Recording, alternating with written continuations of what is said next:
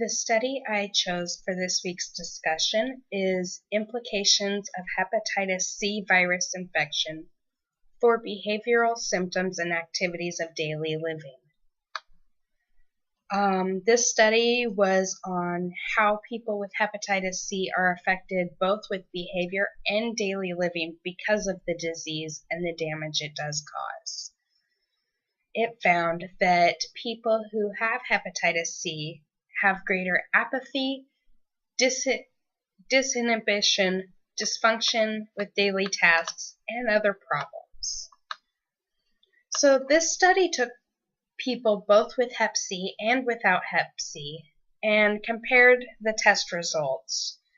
They removed all those who had current or past meth use, along with other substance abuse, and those with serious mental disorders, along with major depression disorders, as those are things that they could have thrown the testing off. Also, they made sure to not include anybody who is HIV positive. So there are a couple different reasons why they had such an exclusion of different things.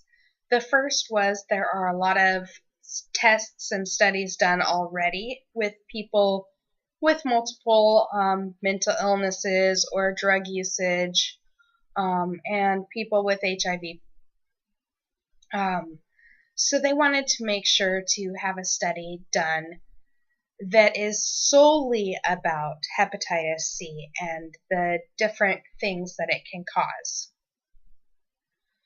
So they used a few different test methods. One was self-reported, and it was 46 questions on, their mental stability.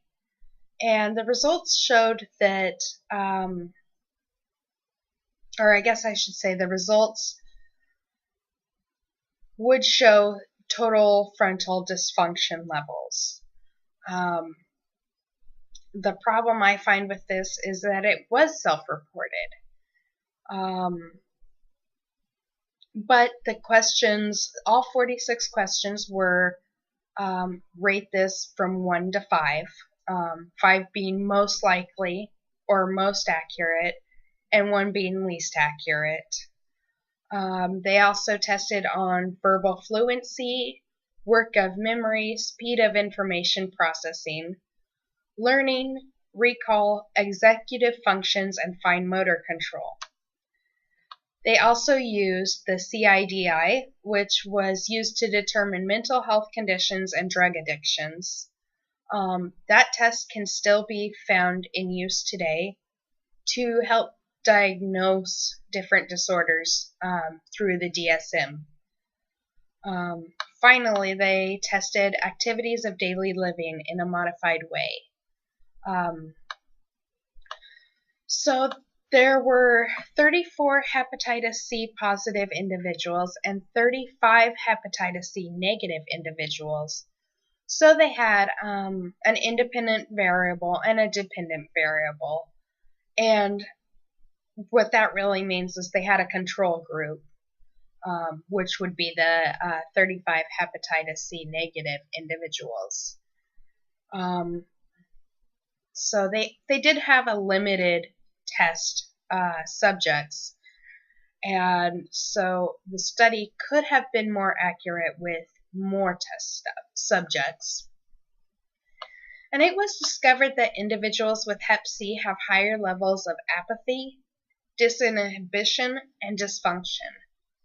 So apathy is the I don't care, whatever attitude. Disinhibition basically is how well somebody follows the rules and, follows life's guidelines. And we all know what dysfunction is. So not all hepatitis C positive people reported behavior changes or reported, unusual behaviors. And hepatitis C positive individuals had more problems with cognition and their memory processing and how they think about different situations. So it was interesting to find out all the different things and all the different changes that can happen because of one disease. Hepatitis C affects the liver most of the time, but I didn't realize that it affected the brain as much. So there were several strengths to the study. They did do a good job recording data. They wrote it formally and wrote it successfully up. And the fact that they did take a test group that had already been tested and removed other variables from it so they could get an accurate portrayal of behavior and cognition for people with hepatitis C. They could have had more individuals to test, both in the control group and the other group.